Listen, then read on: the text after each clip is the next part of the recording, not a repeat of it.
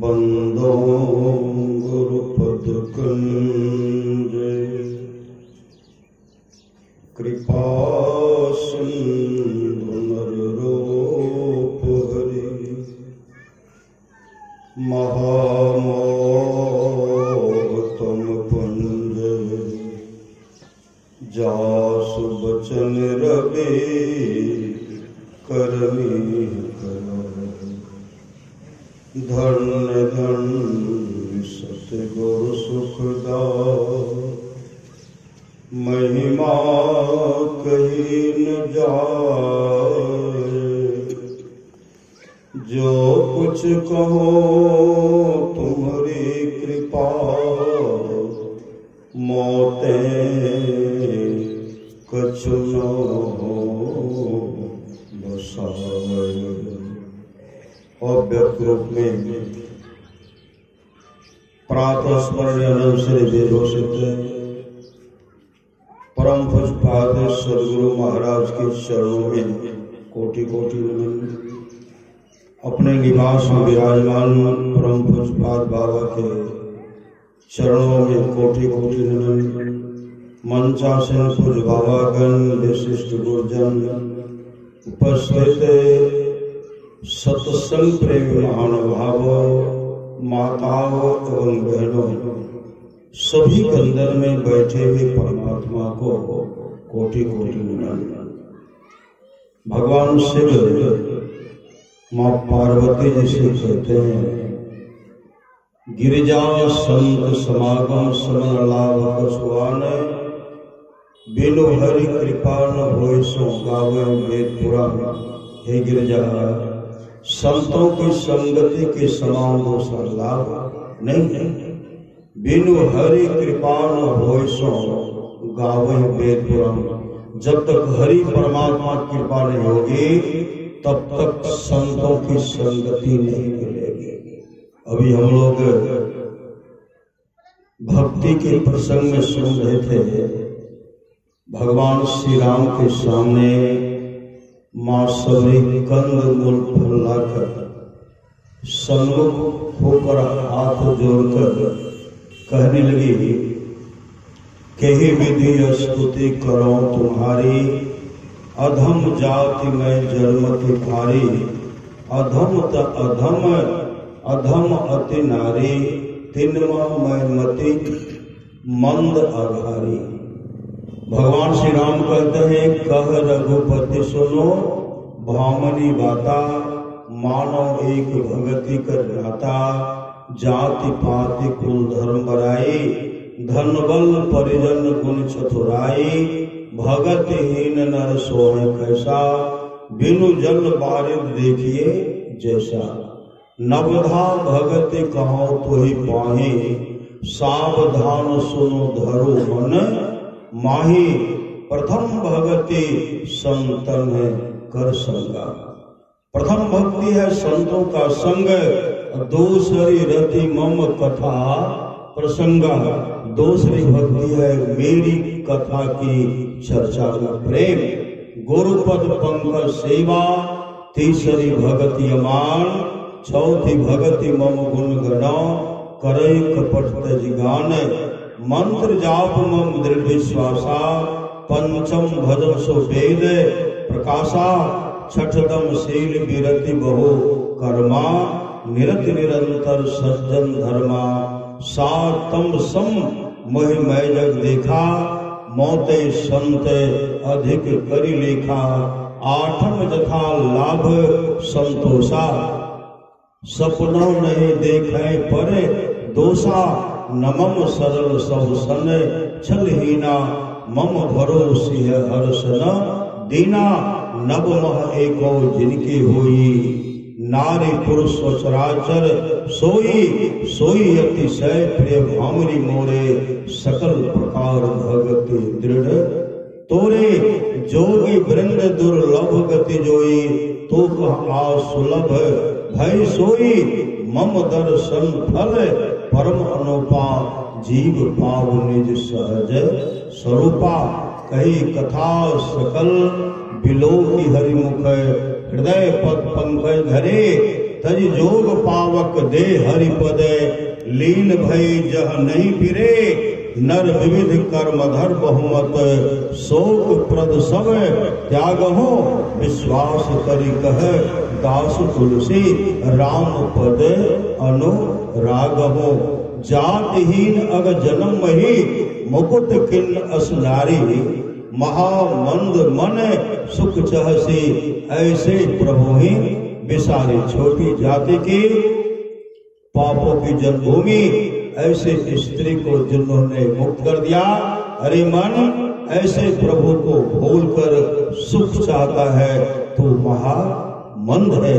तो भगवान श्री राम कहते प्रथम भक्ति संतन कर संगा। प्रथम भक्ति किनको प्राप्त हुआ? जिन जिन महापुरुष को संतों का प्रथम संग प्राप्त हुआ है उसका जीवन निहाल होगा, जीवन उसका मंगलमय होगा। आप लोग जानते होंगे रत्नाकर को। रत्नाकर जैसे बटवार लुटेरे को भी जब देवर्षि नारद जैसे सामर्थ्यवान संत सदगुरु का संग प्राप्त हुआ और उनके एक वाणी को सुने और अपने विचार में लाए, अपने विचारधारा को बदले, जो उनका जीवन का दशा बदल गया और वाल्मीकि भय ब्रह्म समाना। यह प्रथम भक्ति संतन कर संगा से होता है। उंगली माल जैसे लुटेरे को, उंगली माल जैसे हत्यारा को भगवान बुद्ध जैसे सामर्थ्यवान सदगुरु जब मिले, उंगली माल का जीवन निहाल हो गया और उंगली माल मोक्ष को प्राप्त की, मोक्ष।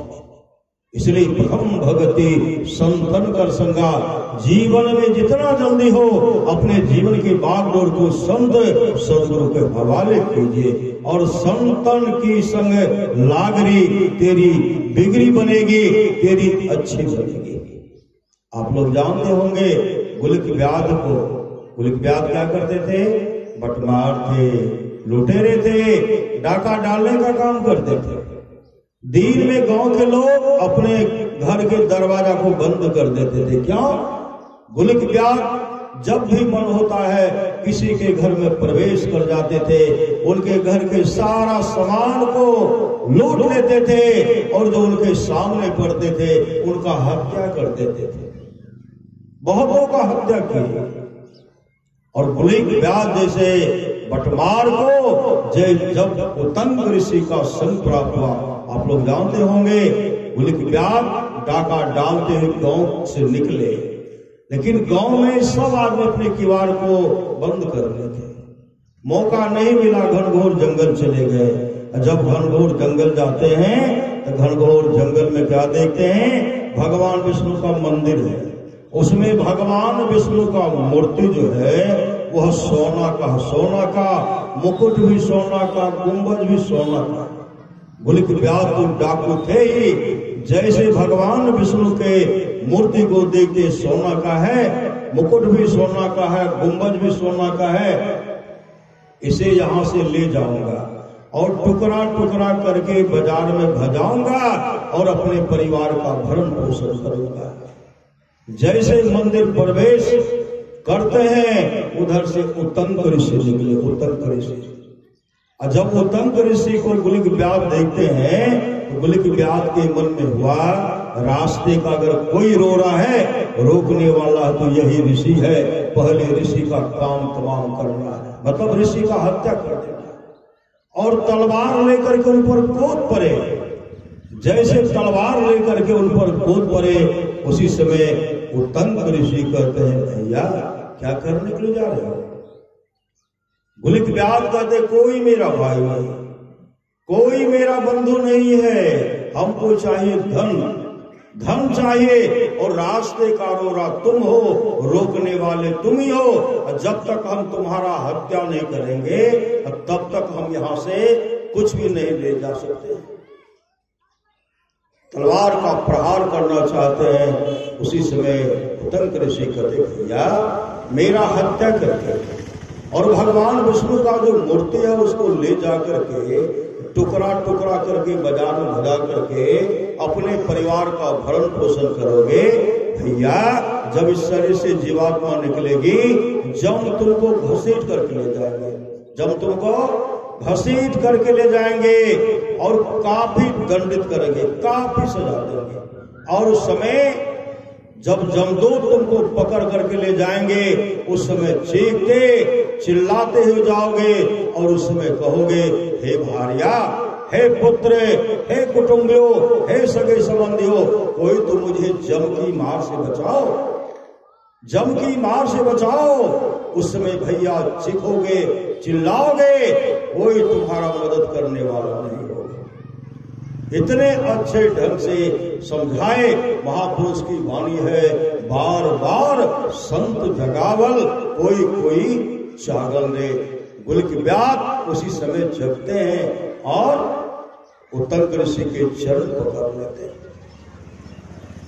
आंसू बहाते उनके चरण को धो डाले और कहते, हे ऋषिवर, एक क्या, मैं तो बहुतों के धन को लूटा, बहुतों का हत्या किया, हे ऋषिवर मेरा कल्याण कैसे होगा, मेरा कल्याण कैसे होगा। उसी समय उत्तंक ऋषि कहते हैं, बोले अब भी मौका है, अपने जीवन की विचारधारा को बदल लो। आंसू बहाते बहाते उत्तंक ऋषि के चरणों को धो डाले और उसी समय अपने प्राण को त्याग दिए, अपने प्राण को त्याग दिए। उत्तंक ऋषि के चरणों पर माथा रगड़ते हुए अपने प्राण को त्याग दिए, हे ऋषिवर मेरा उद्धार कैसे होगा। उसी समय उनके शरीर से जीवात्मा निकल गए, लाश पड़ा हुआ, लाश पड़ा हुआ।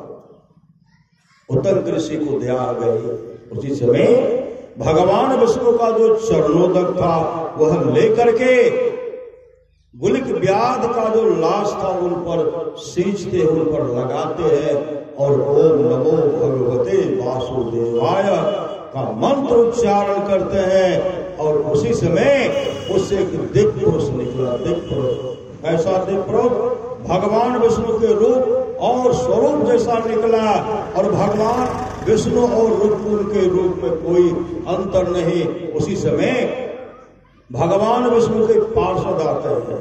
अब पार्षद जैसे आए उनको विमान पर बैठाते हैं, जैसे विमान पर बैठाए फिर विमान पर से उतर करके उत्तंक ऋषि के चरणों पर माथा रगड़ते हुए विमान पर बैठ करके और भगवान विष्णु के पार्षद उनको लेकर के और गुलिक व्याध आज दिव्य रूप को धारण करते हुए हरि कीर्तन करते हुए वैकुंठ लोक को चले गए। हे संतों का प्रथम भगति संतन कर संगा दूसरी रति मम कथा प्रसंगा, इसलिए सुनना चाहिए।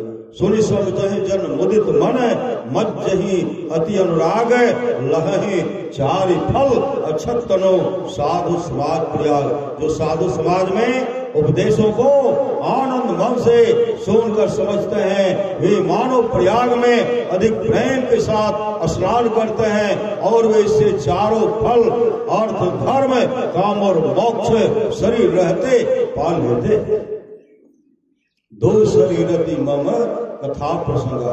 भगवान श्री राम मां सौरी से कहते हैं, हे सौरे दूसरी भक्ति है मेरी कथा की चर्चा में प्रेम। आप लोग श्रीमद् भागवत महापुराण पढ़े हो।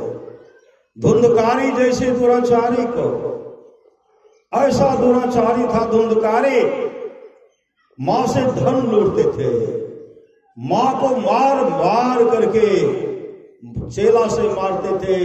मां अपने प्राण को बचाने के लिए कुएं में डूब करके आत्महत्या कर लिया।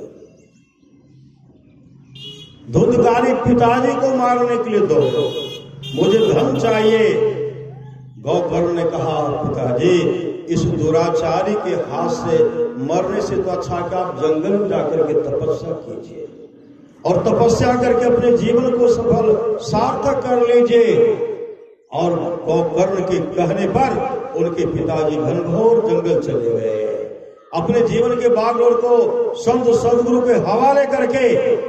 और वह धुंधकारी गौकर्ण के पिताजी भी मोक्ष को प्राप्त किए, मोक्ष को प्राप्त किए। साधन धाम मोक्ष कर द्वारा वो मोक्ष को प्राप्त किए।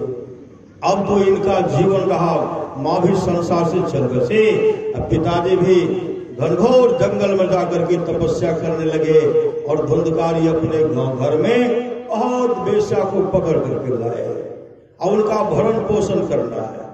अब भरण पोषण करना है तो घर में तो कुछ है नहीं, अब भी ये डाका डालने का काम करते हैं।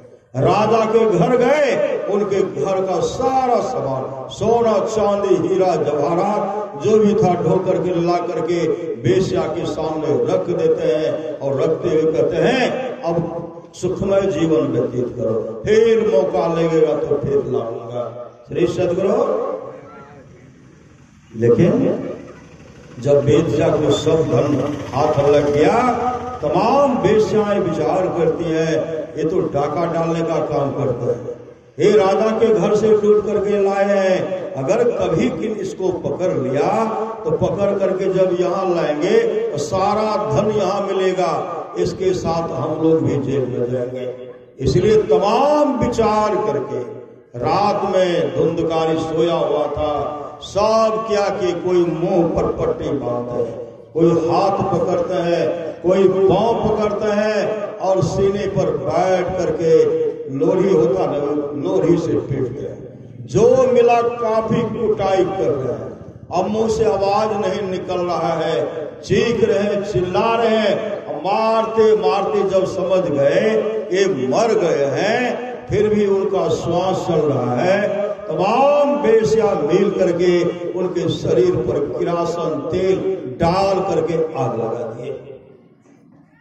फिर भी शरीर से प्राण नहीं निकला, सब मिल करके आंगन में गड्ढा खोद करके उसको दे करके मिट्टी से ढक दिए।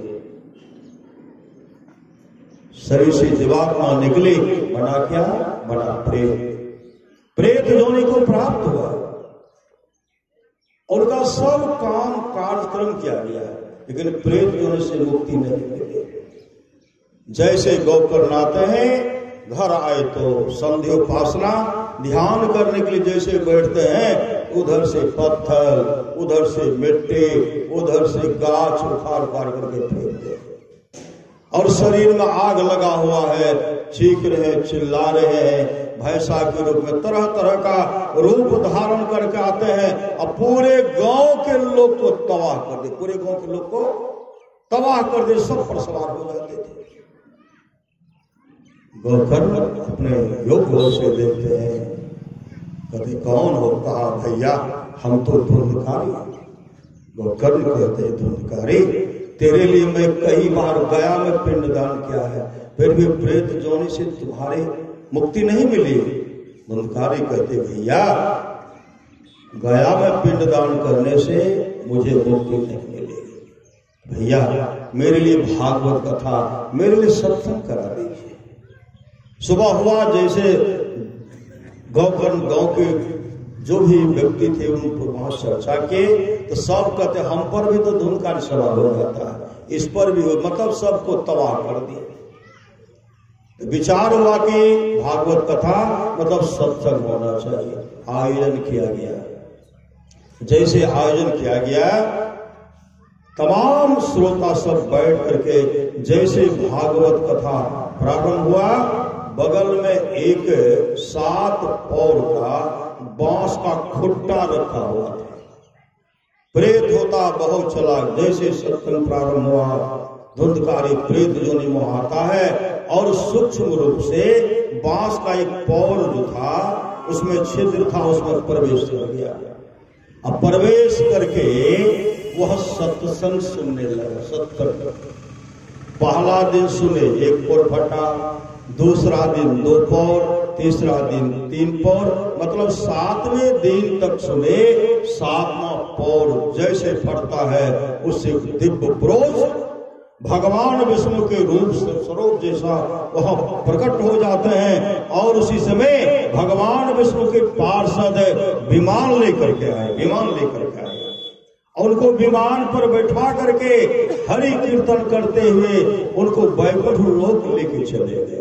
जब उनको लेके चले गए, तमाम कहते हैं हम भी तो सुन रहे थे, हम भी तो भागवत कथा सुन रहे थे, हम भी तो सत्संग सुन रहे थे, लेकिन मेरे लिए नहीं आया, सिर्फ धुंधकारी के लिए क्यों? तो भगवान विष्णु के पार्षद कहते हैं, जिस श्रद्धा प्रेम से धुंधकारी ने सत्संग का श्रवण किया, उस श्रद्धा प्रेम से आप लोग नहीं सुने और आप लोग सुनते तो आप लोगों के लिए भी विमान आता।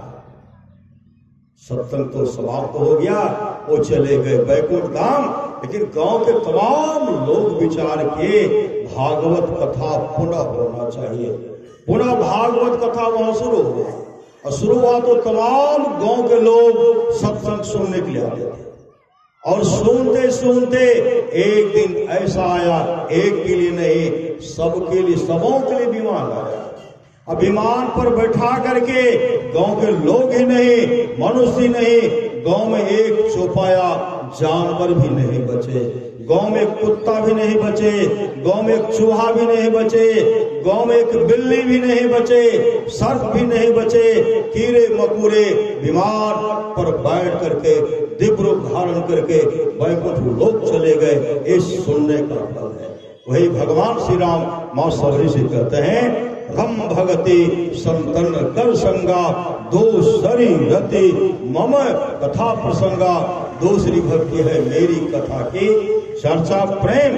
आप लोग जो सुन रहे, आज से सुनते हैं, कई जन्मों से आप लोग हम लोग सुनते रहे, एक जन्म का यह संबंध नहीं, और इसमें भी इस जन्म में तो बहुत परमारा सुनाथ की वाणी है। जो लोग बहुत दिनों से सत्संग करते आ रहे हैं, अभी कर रहे हैं, आगे भी करेंगे, वे सभी महासुख के भागी होंगे। भगवान श्री राम कहते हैं, भगति स्वतंत्र सकल सुख खाने अभिनु सत्संग न पावे प्राणी। भगवान शिव मां पार्वती जी से कहते हैं, राम कथा के ते अधिकारी जिनके सत्संग गति गति पारी प्यारी। जीवन में सत्संग चाहिए, सत्संग नित्य और ध्यान नित्य कीजिए। श्री सद्गुरु महाराज की जय, श्री सद्गुरु महाराज की जय, श्री सद्गुरु महाराज की जय, श्री सद्गुरु महाराज की जय, श्री सद्गुरु महाराज की जय। इसलिए कहते हैं, परमारा समाज की वाणी है, थोड़ा सा भी सत्संग करो बड़ा लाभ होता है। किनको लाभ हुआ? जो जो सुने सबको लाभ हुआ। राजा परीक्षित वो भी 7 दिन तक सत्संग श्रवण किए, 7 दिन तक, और सत्संग के प्रभाव से अंतिम दिन वैकुंठ धाम को चले गए इस सत्संग का। इसलिए करिए नित्य सत्संग को, अब बाधा सकल मिटा, यह अवसर फिर ना मिले, दुर्लभ नर्तन पाए। जीवन में सत्संग नित्य और ध्यान नित्य कीजिए, इहलोक परलोक मंगल में होगा। बोलिए प्रेम से श्री सद्गुरु महाराज की।